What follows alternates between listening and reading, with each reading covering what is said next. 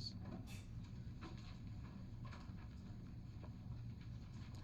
All right, record shows you're Chris Martinez. You're representing Central Electric, and you are for the bill. Is that correct? Yes, sir. Please proceed. Chairman King and fellow members of the committee, I'd like to thank you for allowing me to be here. My name is Chris Martinez. I'm from San Antonio, Texas. I'm the proud owner of a second-generation electrical contracting company in San Antonio. My daddy started in the electrical trades after serving in the armed forces, and he actually he started through the union, and we're proud that this is our 50th year in business as a merit shop contractor. We have right around 150 members on our team. Retention can be a problem in the trades. We're proud that we boast over a 90% retention rate. Our entire operational management team is growth from within. We're really big into training. We spend over $250,000 in growing our people. But just as equally as growing our people is important, so is having the opportunity for fair work. I've got two solid examples, Representative Turner, about your question about projects. We've installed more vehicle charging stations, level 2 and level 3 in Bexar County than any other contractor. The Biden administration a few years ago issued in the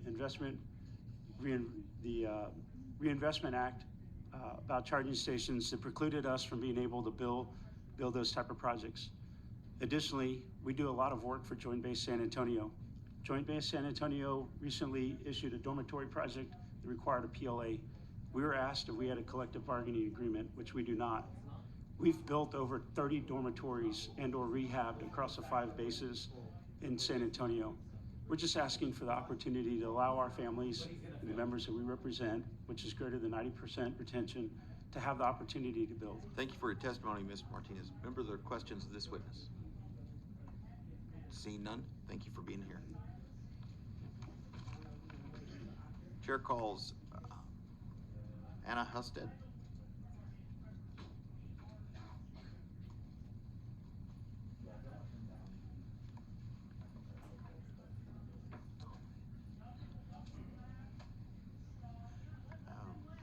Record shows, is it Anna? Anna. Okay. Husted. Yes, All sir. right. Anna Husted, you're representing Associated Builders and Contractors of Texas, and you're for the bill. Is that correct? Yes, sir, I am. Please proceed. Chairman King, Vice Chair Hernandez, committee members, thank you so much for the opportunity to testify today. My name is Anna Grace Husted. I represent ABC Texas. We are comprised of over 1,600 member companies across Texas. I'm here to express strong support for HB 1951, legislation designed to expand the current prohibition on government-mandated PLAs to include all state and local projects, as well as those participating in the federal match programs. Currently, Texas law prohibits PLAs on state-funded projects, but does not address those funded by local governments or federal match programs. This gap allows local entities to mandate PLAs, which can, 1, increase project costs. Studies have shown that PLAs can inflate construction costs by 12 to 20%. For instance, a study by the Beacon Hill Institute found that schools built under PLAs in New Jersey cost 16.25% more than those bid through open competition. 2, reduce competition. PLAs often discourage non-union contractors from bidding. In Virginia, the Virginia Transportation Construction Alliance reported that a PLA mandate led to receiving no bids on a project, highlighting the chilling effect on competition. 3, discrimination against non-union workers. In Texas, approximately 97.8% of construction workers are non-union. PLAs effectively sideline this vast majority, limiting opportunities for skilled labor. The U.S. Department of Veteran Affairs recently halted its policy of mandating PLAs after recognizing that such agreements stifled competition and violated directives promoting full and open competition. This decision underscores the broader acknowledgement of the pitfalls associated with PLAs. HB 1951 proposes to expand prohibition, ensure fair competition, and promote fiscal responsibility. I urge you to support HB 1951, and I'm open to any questions you guys may have. Thank you for your testimony.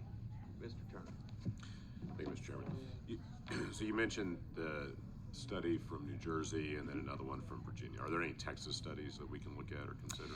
So the issue is there's a couple Texas studies. There's only been 9 projects either finished or in current construction right now that have had PLAs on them.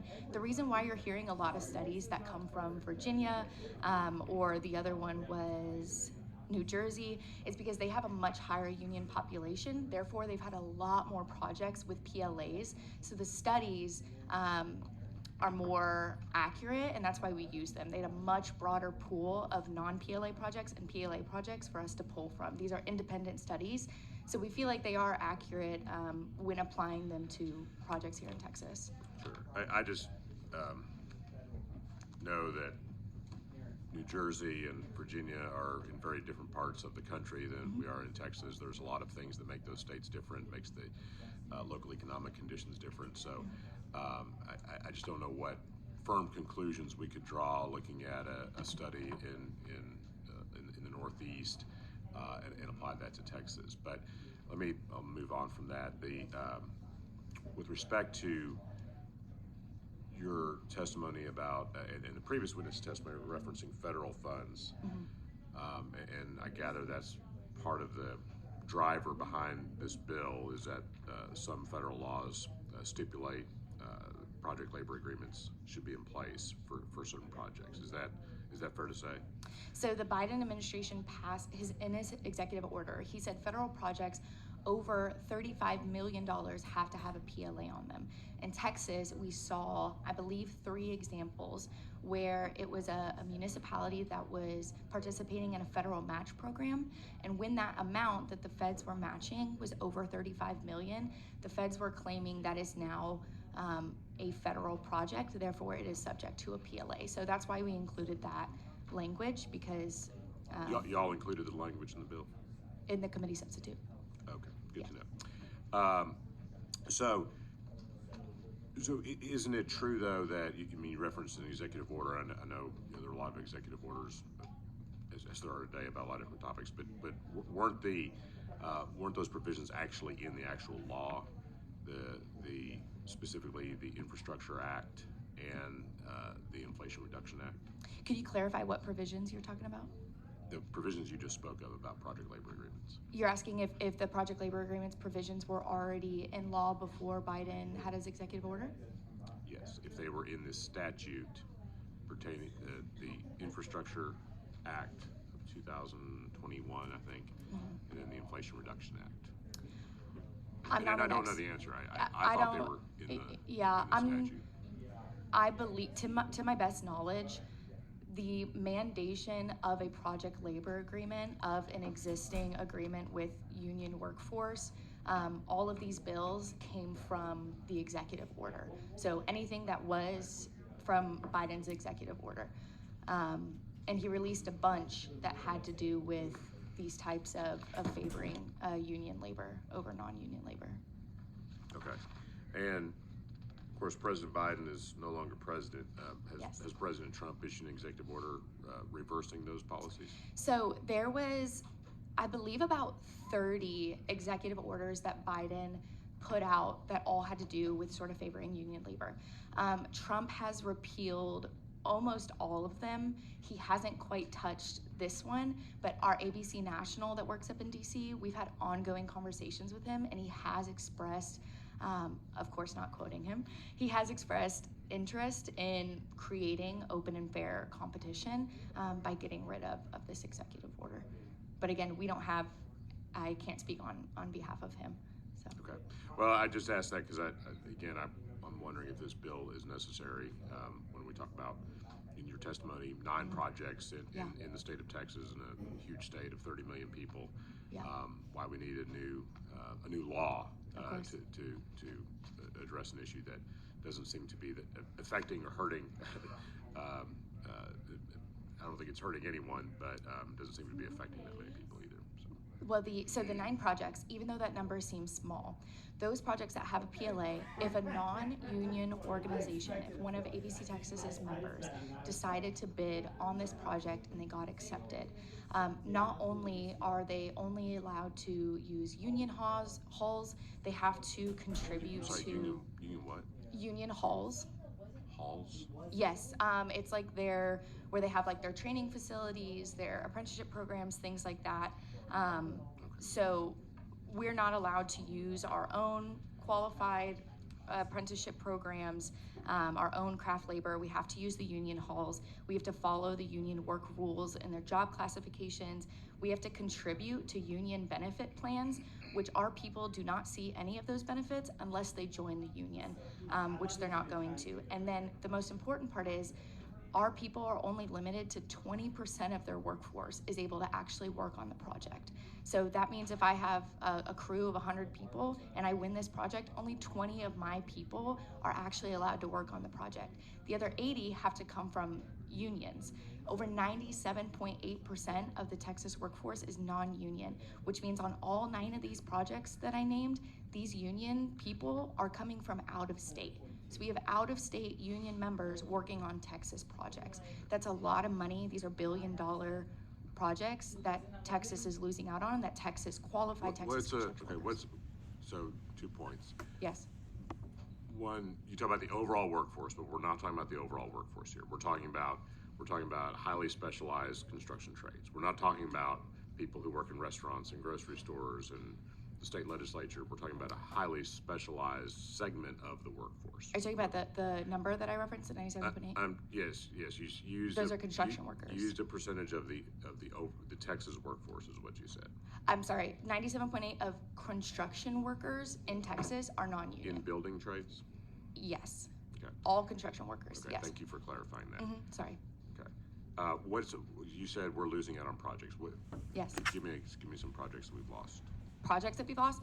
I have 9 projects here that all were examples. So, for example, Chris, who came up and testified, on the Lackland Air Force Base in San Antonio, they had a PLA on that project. They hired a union company to come and do all of the electrical work.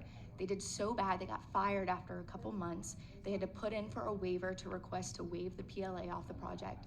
They got approved. Chris's company got hired and completed the project. They had to rip out all the electrical, completely redo the work because the union contractors came from Oregon. Okay. I appreciate that story, but that's not what you said that Texas has lost projects. So that sounds like that project got done. So what is a project that was going to come to Texas that then didn't come to Texas? Let me clarify my words. Projects that could be worked on by merit shop or non-union Texas construction workers are not able to work on Texas projects because of these PLAs. Okay, thank you for clarifying that. Yes. So there's not a situation, your testimony is not that a project was coming to Texas and then went somewhere else because of project labor agreements. That's not your testimony. No, but there are projects in Texas that have received 0 bids if they have project labor agreements on them, or that are then working on or being completed by union labor of union workers that are not Texas construction workers. So Texas construction workers that are non-union are not able to complete Texas projects, even though they are more than qualified.